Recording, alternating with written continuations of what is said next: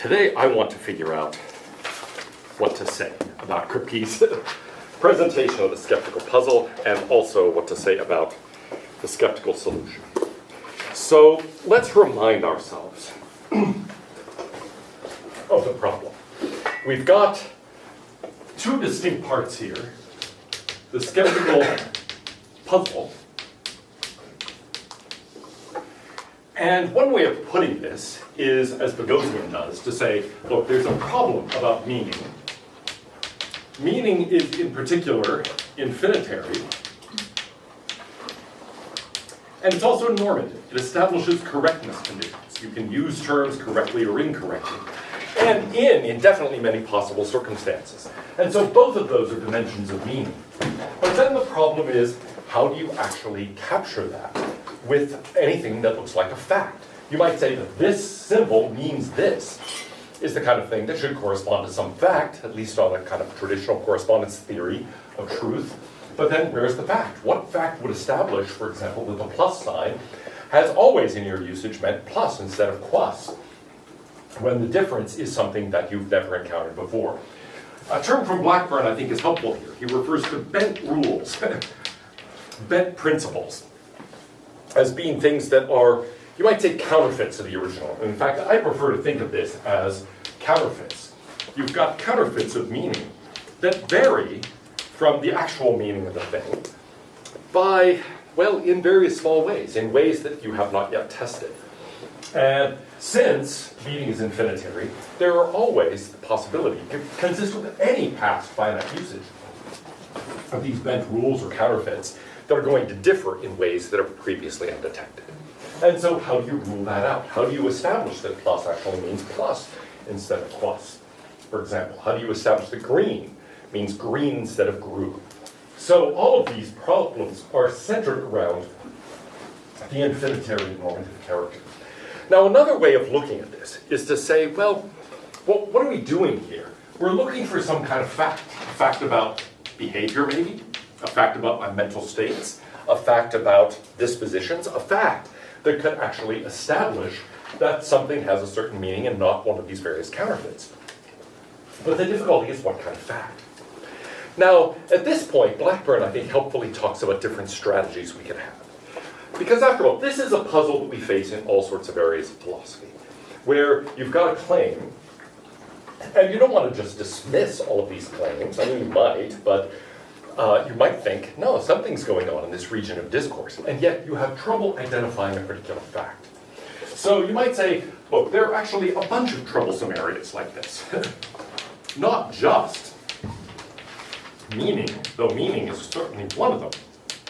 But what are some other areas where you might say, it looks as if the discourse is talking about facts, and yet when you start thinking, what kind of fact could that be, you have trouble identifying.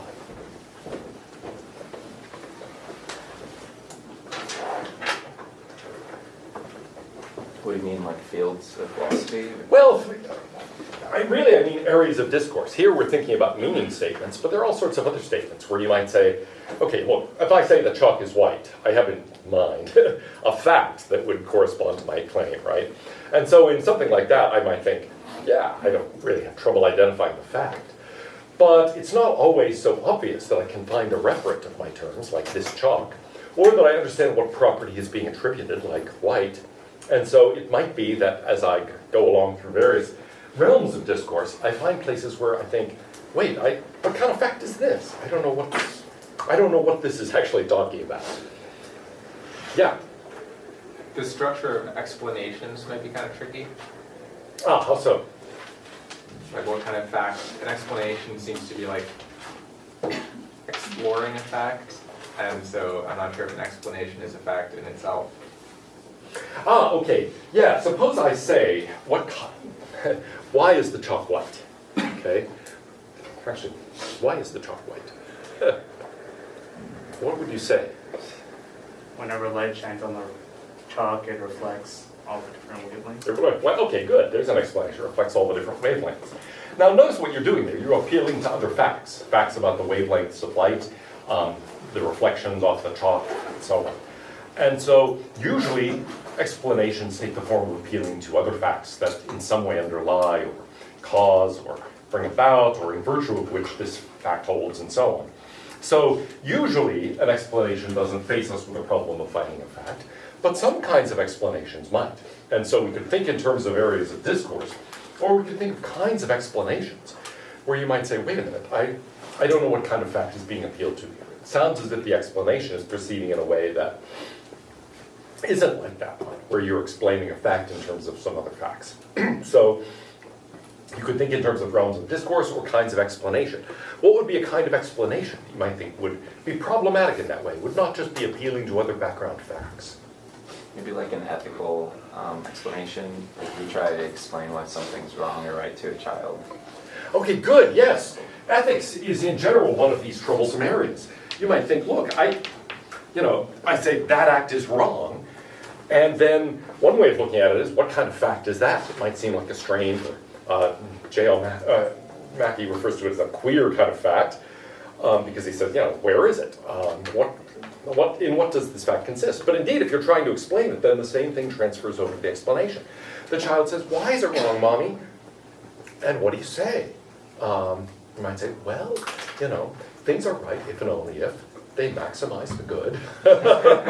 This did not maximize expected utility there. Yeah.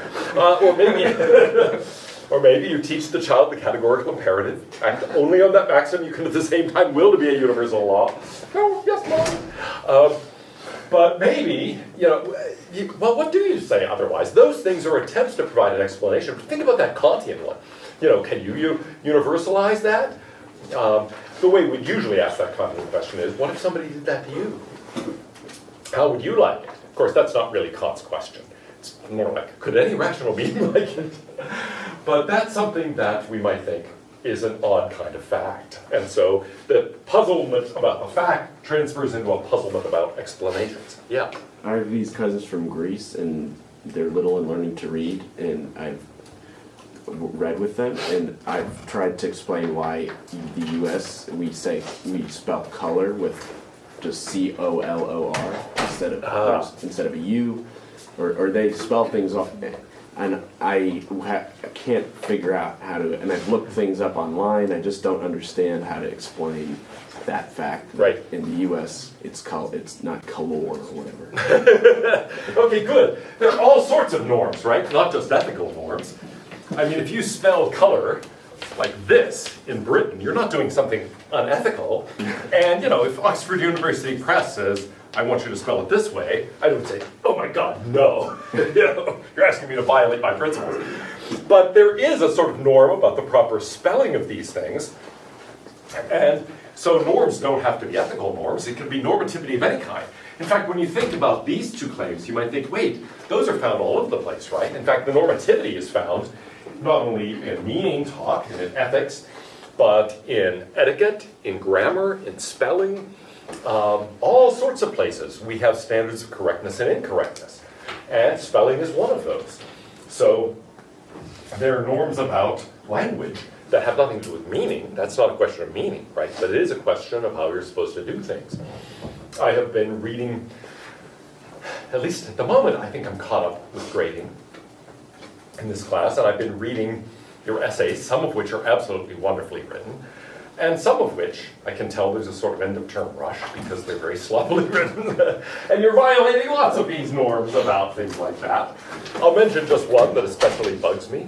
You cannot take two sentences and link them together by a comma and get another sentence.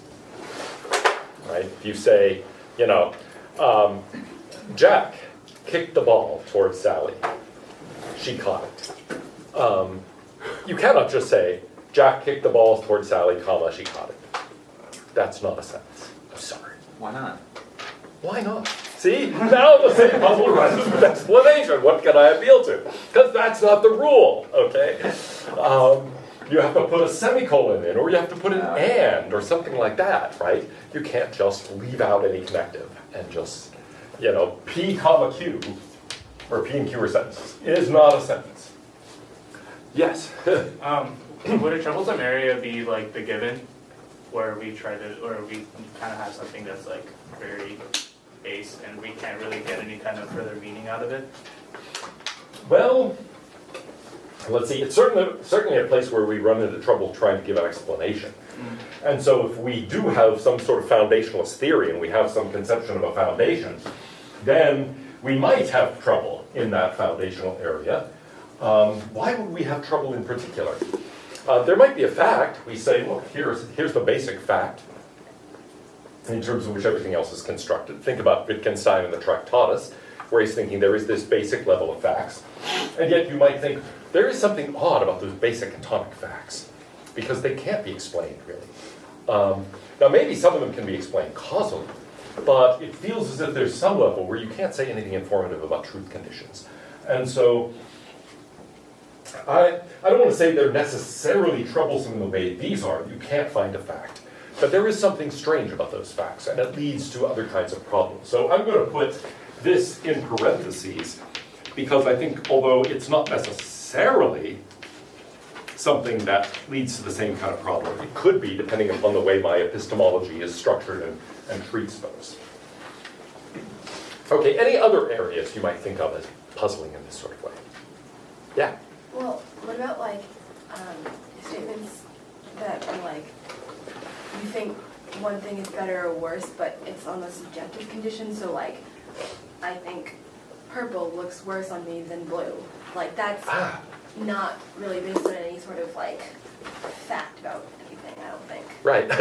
Okay, good. So there's, actually, we could say aesthetic judgments in general are like that. Does this look good? Does this look bad? Is this beautiful? Is this ugly? And so on. But you're right, also things that seem subjective. I like mushrooms. What kind of fact does that correspond to? Or, purple looks good on me. What does that correspond to? I do have a purple shirt. It does look good on me. I don't think I've worn it all semester. Sad, sad. Yeah. A lot of rules, I feel like, I was thinking about this the other day, driving. I feel like a lot of, rules that seem really strange and arbitrary.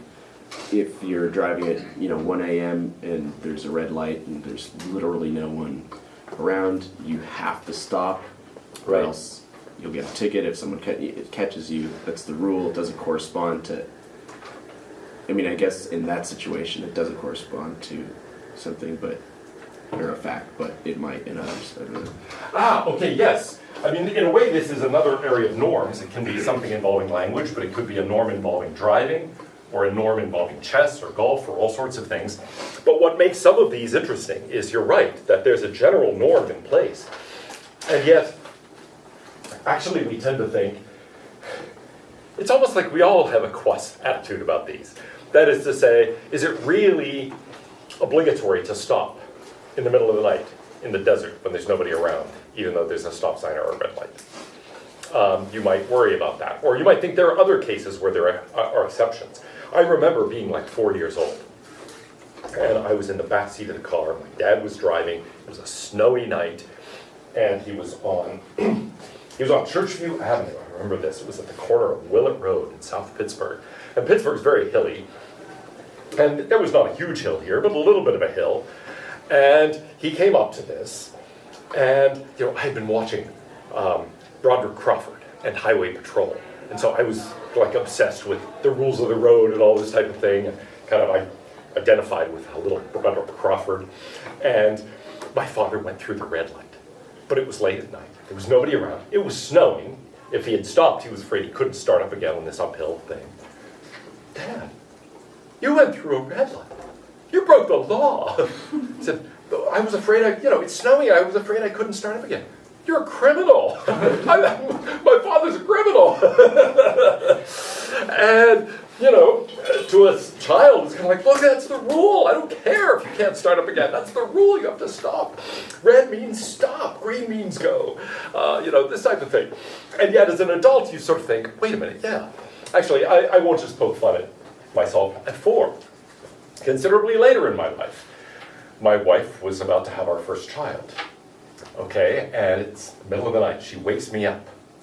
And as you go through these childbirth classes, they show you pictures of the mom-to-be's face to give you an idea of what stage of labor they're at.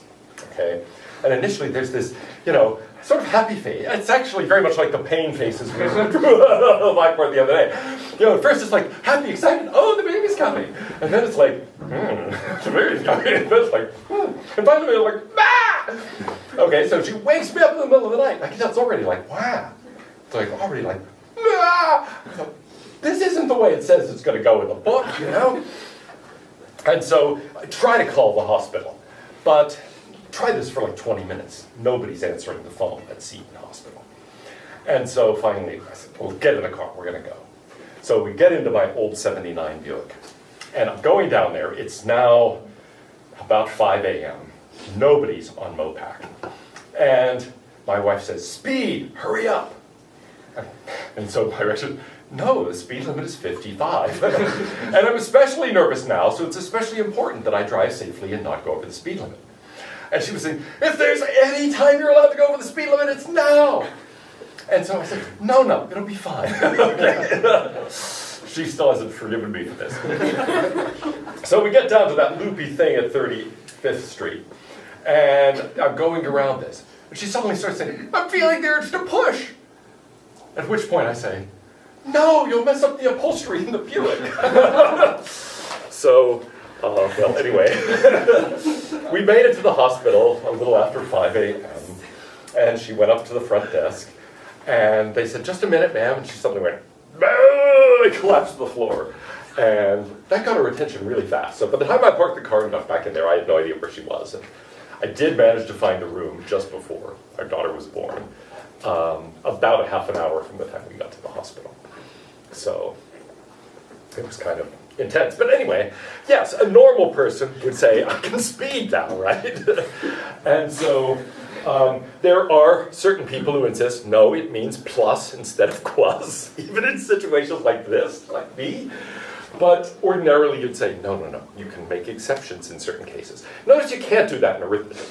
You know, you don't really say, well, yes, I know, Miss Walters, I know normally 57 plus 68 is equal to 125, but you know, it's snowing outside, so I think it's 5 today.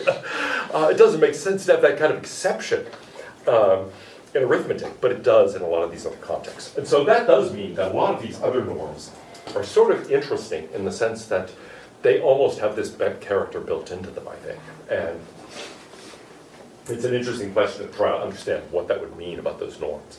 So I think those norms have the same sort of problem that the plus and quas situation reveals, and also this other kind of problem. Now, are there other puzzling areas like this?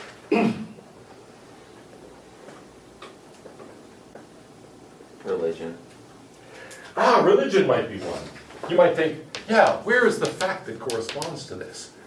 Right? Even if you would accept the existence of God, for example, if someone says, you know, God approves of this or disapproves of that, you might think, wait, what kind of fact is that? Not to mention things that are more complicated than that.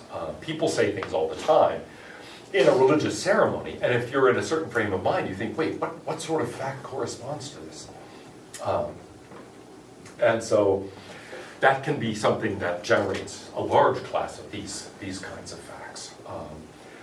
For my other class, I've just been reading Calvin's Institutes, and we'll be teaching that in 2 hours. And you know, it's filled with claims that you might think, wait, what kind of fact is that? And it's not just Calvin. I mean, any religious text is going to be like this. So, now what are the options that we face as philosophers? Oh, sorry, yeah. Sorry, just to clarify, so when you say, like, whether there's a fact about any of this, does that mean, like, whether there's, like, a truth maker that kind of, like, grounds these particular claims, or what does that mean? Yeah, it does mean it. That's another way of thinking about this. You could say, you could describe the situation in terms of the fact and where the fact is. You could say, wait a minute, I think sentences, if they're true, have truth makers. Where are the truth makers for these kinds of claims? Where are the truth makers for the claim that murder is wrong? Or that faith is the evidence of things unseen? Or that purple looks good on you? Or that painting is beautiful? Or that you should spell color without the U? Or, you know, et cetera, et cetera, et cetera. And so we could frame this in terms of truth makers. You could frame it in terms of grounds. You could say, what are the grounds for a statement like murder is wrong, or God is angry, or that looks good on me, and so on. And all of those are ways, I think, slightly different ways of framing what is in a sense the same basic challenge. You claim that this kind of thing can make sense and can be true, but what's making it true here? What is grounding the truth of any of these claims? Now, what are your options if you face this kind of problem? Oh, there's a really important one we've left out, which is math. 1 plus 1 is 2. Where's the corresponding fact? 57 plus 68 is 125. Where's that corresponding fact? So you might think mathematics is also one of these puzzling cases where it's hard to see what the real content is and what kind of fact or truth maker or ground could underlie it. Now, what are your options? One thing that Blackburn says is, well, we have the option of lowering the bar. So one way of putting this is to say, this seems to be talking about a certain kind of fact, but maybe there's really some other kind of fact. So this has the structure of saying, yeah, it seems to be asserting blank, but it's really asserting this other thing, okay? And so in short, there is a fact, there is a ground, there is a truth maker. It's just not the one you expect, okay? It's kind of I'll put it this way, it's sort of a hidden truth maker. It's something there that actually allows us to speak of these things as true or false, but on the other hand, not in the way you might think. So often people who have this kind of attitude about a realm of discourse will say, well, if you really took it to be asserting that, you'd be driven to an error theory. You'd say, look, in general, all these claims are false because they're saying there are certain kinds of facts and there just aren't any of those kinds of facts. But then you might have a reduction or something else where you say, but really, this is the kind of fact underlying it. And so here, it actually is capable of truth, because you could say, yeah, there is a certain kind of fact that is underlying these. It's just not what it seems to be. Yeah? So, I mean, I think this would only apply to aesthetic and subjective, but what an example of lowering the bar would be to insert a propositional attitude before it? Like before the aesthetic or subjective sentence? It could be, sure. Okay. Yeah, so in fact, in the early 20th century, there was a group of analytic philosophers who had this attitude about ethics. They said, you know, it seems to be asserting the existence of a fact, that this kind of act is right, this kind of act is wrong, but actually it's really asserting simply that society or the individual making the assertion approves or disapproves of it. So murder is wrong, on that analysis is really, I disapprove of murder, or we disapprove of murder. Charity is a virtue becomes we approve of charity, or I approve of charity, something like that. And in that case, it really is about a fact. It's just that it's not the fact you think. You substitute one fact for another. So that's a great example of this kind of thing.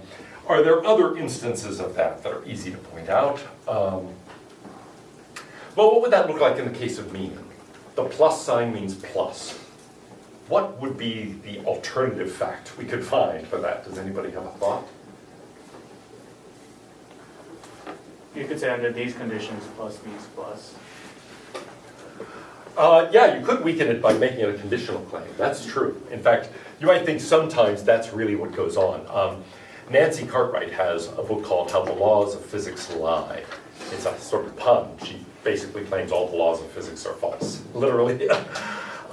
Because, actually, it's the kind of thing we were talking about a moment ago when we were thinking about the possible exceptions. You know, the laws of physics are things that would hold good, for example, in classical mechanics, in a frictionless universe. And you might think, but yeah, there are no frictionless universes, really. So there's a sense in which all of those things are really literally false. And you might think, really what's being asserted is that if the universe were such that there were no friction, for example, then this is the way it would be. And so that's the kind of thing that would give you a sort of cheap way, if you want to think of it as of lowering the bar. We say this outright, but we really mean under certain kinds of conditions. It's really an if-then claim. Okay, so anyway, that's one option. A second option, though, is to go with a non-factualist account. So we can embrace non-factualism, which is a way of saying, in other words, no, there isn't a fact underlying this realm of discourse, it's doing something else. There isn't really a truth maker, there isn't really a ground. In fact, it's a mistake to think of these things, strictly speaking, as true or false at all. So what are some varieties of this?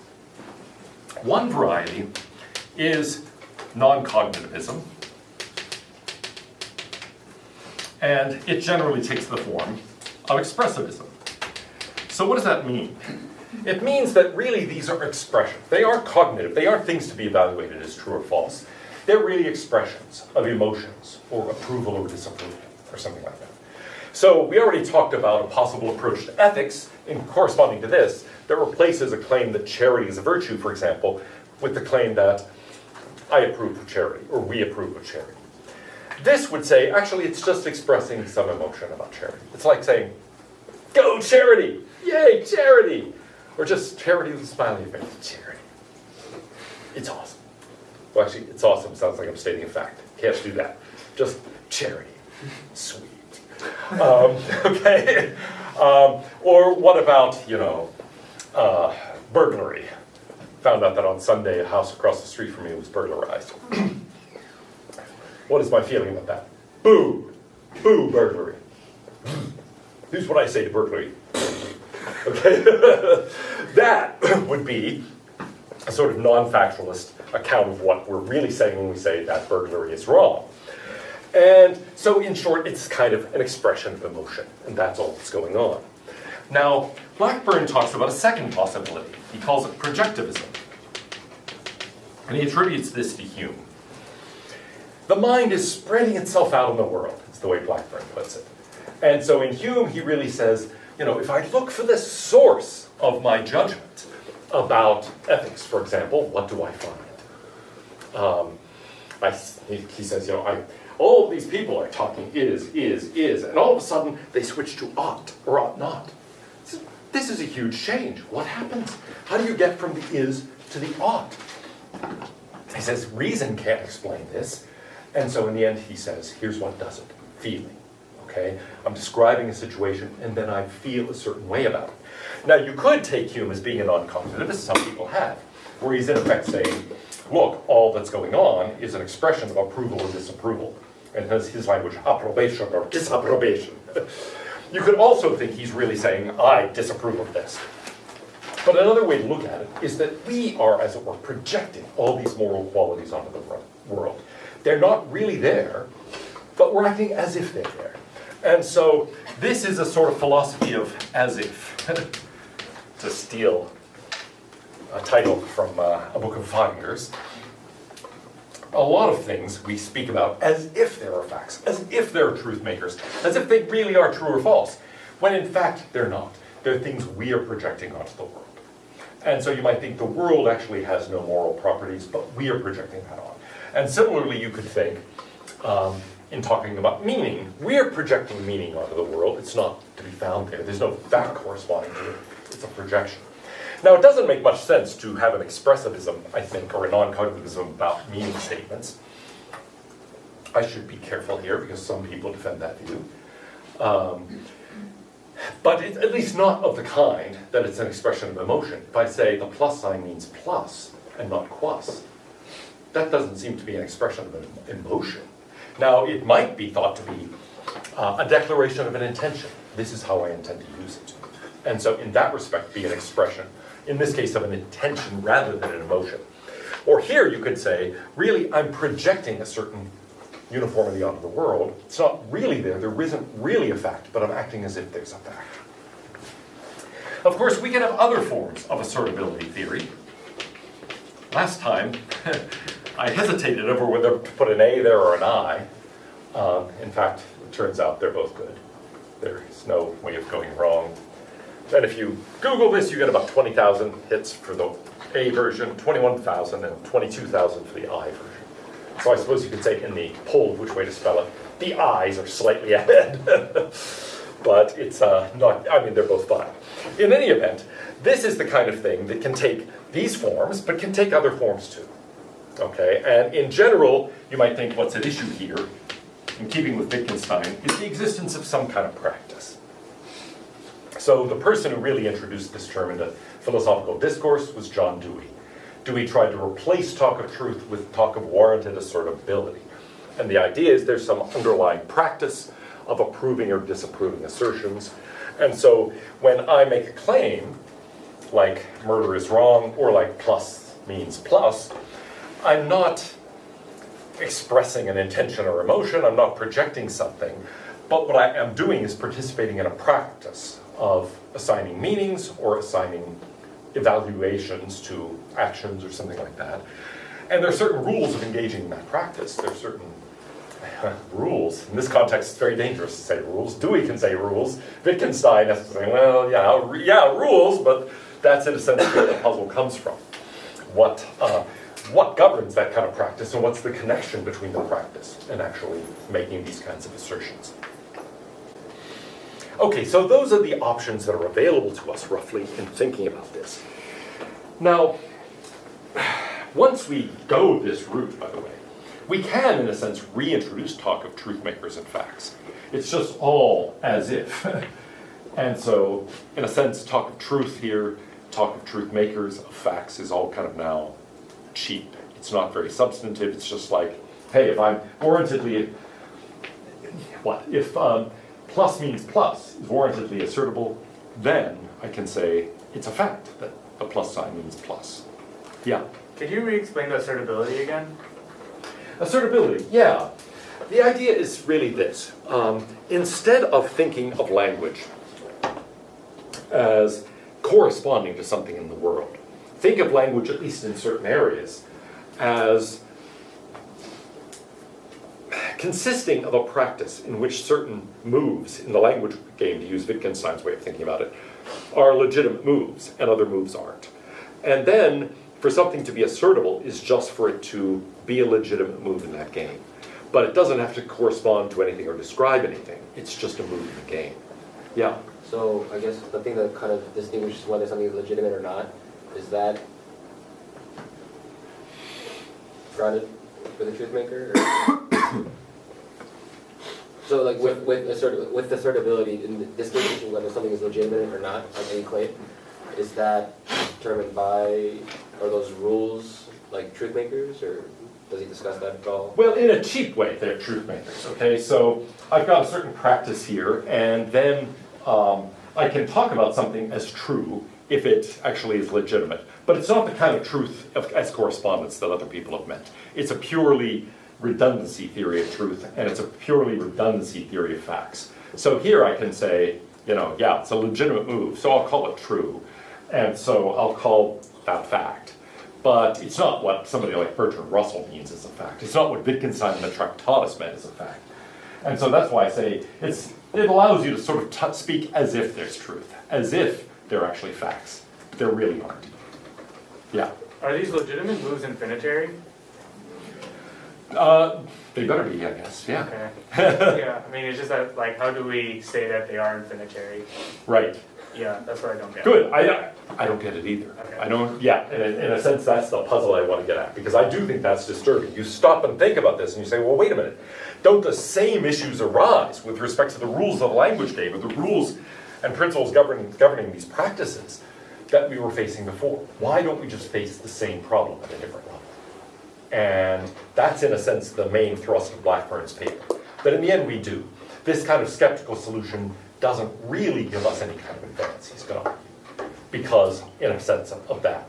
If my own previous practice is limited to finitely many cases, well, guess what? Our previous practice is limited to finitely many cases. And so where do we get the infinitary character of the social practice?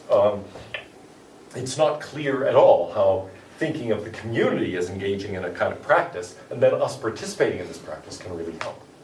Now, the general idea of assertability I can explain without reference to facts, but of course it's not really infinitary in a case that I can give you that's really nice and clear cut. So for example, here's a game, swimming pool game. I say Marco, you say Polo. Okay, and then I have to chase you around with my eyes closed. It's a pretty stupid game. Suppose you say, stop it. Then you're not participating in the game, right? That's not a legitimate move in the game. Or suppose you say, this is stupid, or I know where you are, etc. I mean, those are all illegitimate moves in the game. And so, in a way, yeah, there can be a practice there, but notice I can describe that practice really nicely because it's got one very simple rule. Now, you might even try a bent rule there. You could say, well, I think the rule is, when you say Marco, I say Polo, unless it's after 5 p.m. on Cinco de Mayo, in which case the proper response to Marco is Margarita. Then you could say, well, okay, that's not what I meant, but we face, in a sense, the same problem, even with a super simple practice like that. So even in a case where it feels like, wait a minute, this is very simple and not really infinitary in any interesting sense, we could always build a kind of infinitariness in by thinking of a bent rule that messes even with that. So here is one way that Blackburn tries to characterize the problem. Think about the situation as Kripke envisions it, where here, let's grant that we understand what plus is and what quas is, and I am looking back at my past practice, and I want to say, I meant plus all the way along. The skeptic says, no, you didn't. You meant quas. I'm comparing me at this earlier time to me now, and asking how I now know that I then actually intended that function by that symbol rather than something else, right? How that meaning was actually the same, and how I would know that it's the same. What fact would make it the same, and how could I know, have access to that fact? Well, Blackburn says, look, it's just the same if I think that somehow appealing to the practice of my community is going to help me. Because then we've got, in fact, last time we talked about Jones and Smith. Jones is the one who's actually saying something, and Smith then, who is evaluating Jones's meaning claim, let's say. And it turns out the assertability conditions that Kripke outlines are a little bit different. Jones, since he's the one speaking, wow, that looks like some weird piece of paper coming out of his mouth. I meant that to be a little cartoon bubble. Anyway, Jones just has to have a confident inclination to go on in a certain way. That's what makes it assertable for Jones. But Smith has to then look at various behavioral markers to see whether, and in effect apply a kind of test in evaluating Jones. And so those were the things that were supposed to be involved in this language game. But now Blackburn says, well, why is this any different from that? That is to say, why isn't the connection between Jones and Smith just analogous to the connection between me and my past self? So here I've got time slices of persons, me and earlier me. And so here we have different members of the community. And Blackburn's claim is they are just exactly analogous. And so the same problem can arise here. How do I know that you mean the same thing? How do I know that the community meant that? For that matter, we can combine these and say, how do we know that we meant that in the past? And we get exactly the same problem. Our past usage is finite, right? And we're just describing what we've done and maybe what we would now do. But hold on a second, we were supposed to have something infinitary and normative, and we don't get that. And so it looks like this appeal to the practice of the community can't really do us any good. Now, you might say, well, here's the end, well, maybe I should ask, now we're getting a little short on time, I won't ask you. We might say this, what's supposed to be the advantage of the community? What can Smith provide that Jones doesn't have?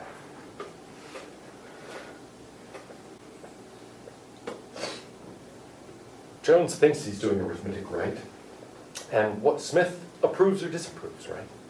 Says, yeah. Now what happens if Jones is wrong? We envision Jones being a first grader, remember? And Smith being the teacher who's trying to teach Jones arithmetic. And so little Jones says something, and the teacher does what if Jones is wrong? Tells him he's wrong. Tells him he's wrong, exactly. And corrects him, let's say. And says, no, that's not the answer, this is the answer. So notice what's happening there. We get a sort of correction. And indeed, in Dewey's idea of assertability, that's the key. It's really assertable and then survives once we've gone through these processes of self-correction. So the idea is supposed to be, wait, no, there's a disanalogy. Because seeming to mean that and meaning that are just going to look the same from the point of view of Jones. But the members of the community can engage in this practice of correction. And so we get correctness and incorrectness out of this process of correction, out of this process of saying, no, that's not how you do it, this is how you do it. But now, Blackburn says, why can't Jones do that all by himself? Don't you have a process of self-correction? So for example, suppose you're doing arithmetic. Do you just write it down and say, all right, there it is? Suppose somebody else says, I did this and I got a different answer. What do? Do you just say, well, look, I was just expressing my intention. I just expressed the intention that 12 plus 7 is 18. And I'm sticking with it. Or am I projecting that onto the world? Or what would happen if two of you, let's say, are working on a physics problem together and you're doing these mathematical calculations and you get different answers? What do? Check your work. You try to figure out who went wrong, right? You check your work, you go back over it. And so Blackburn's point is, look, we have processes of self-correction here as well. Somebody can point out a mistake that you've made. One of you might notice on the blackboard, wait, you misspelled so-and-so, or you left out a word or something. And I can look at it and say, oh yeah, okay, I made a mistake. And that kind of thing takes place all the time. So we have practices of self-correction, even individually. And people do that all the time. You go back, you do your work, then you go back and check over it. Something highly recommended on philosophy papers as well as physics and math problems, by the way. Go back over your work and see if it still makes sense to you later. That's something that can help a huge amount. And it's something that he refers to as an extended disposition. We have these extended dispositions. We check our work. We do things like that. And so, actually, his claim is that the communal case and the individual case are just, again, analogous. We might have a communal practice of correction here, but similarly, we can have a practice of self-correction with respect to ourselves. And it's true in these other areas too, might be. What is an individual process of self-correction with respect to ethics? If I've done something in the past that's wrong, I might feel guilty, for example, right? Guilt is kind of an ethical process of self-correction. Or, gosh, now Microsoft Word or Apple Pages or other things have these corrections with respect to other norms. They'll put, the dots under something if it's misspelled, or unfortunately they don't like color spelled C-O-L-O-U-R, so if I'm putting in a quote from a British text, all of a sudden it's claiming all sorts of things are wrong. But then I look at those, and I have ways of correcting for that too. So all of that can take place at the individual level as well as the collective level. Now, there's one other thing that seems especially disturbing. And that is, suppose we go with this idea that really it's a question of corresponding with a communal practice. So when I say this means that, I'm really, in a certain sense, going to be warrantedly asserting that, if and only if there's a communal practice of approving that. It means that conforming to the community is just correctness, right?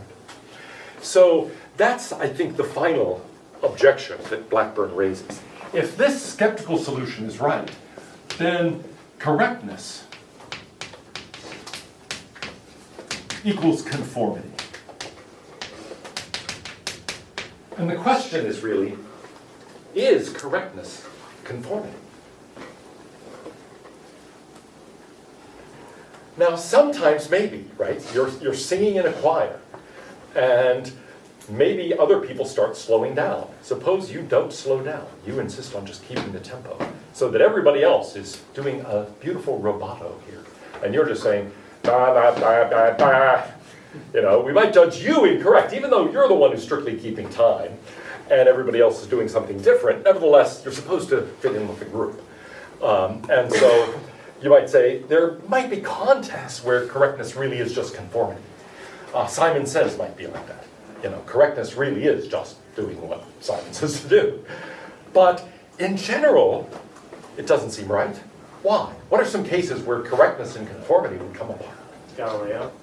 Ooh, Galileo. Yeah, it looks like, hey, look, everybody else says the sun moves around the earth. Who are you? Right? Come on, man, get with the program. Correctness in astronomy is a question of conformity to prevailing opinion. We think, no, it's not. Other situations where correctness seems like it's not just the same as conformity. The earth is flat. The earth is flat. Everybody else says the earth is flat. You're going to say that? It's like your mom said, everybody else is going to jump off a bridge. You're going to do it too?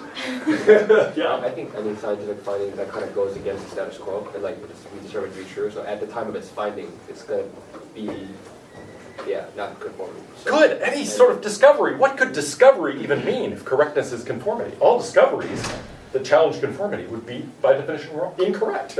Yeah. Any sort of like moral,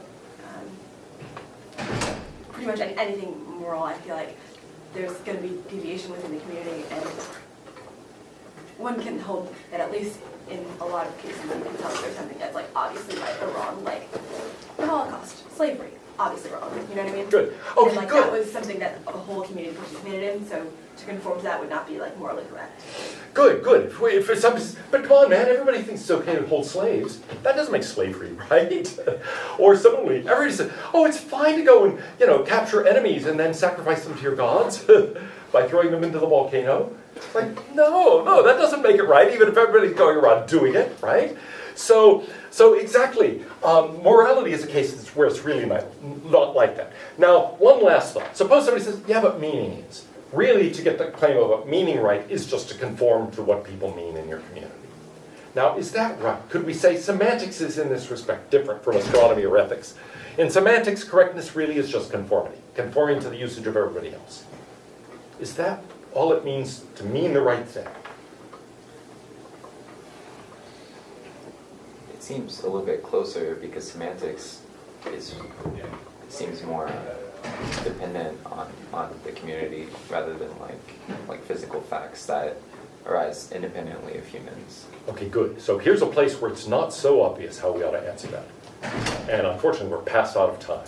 So rather than now say, here's my wonderful answer, I'll just say, you should now be motivated to take courses in the philosophy of language. All right.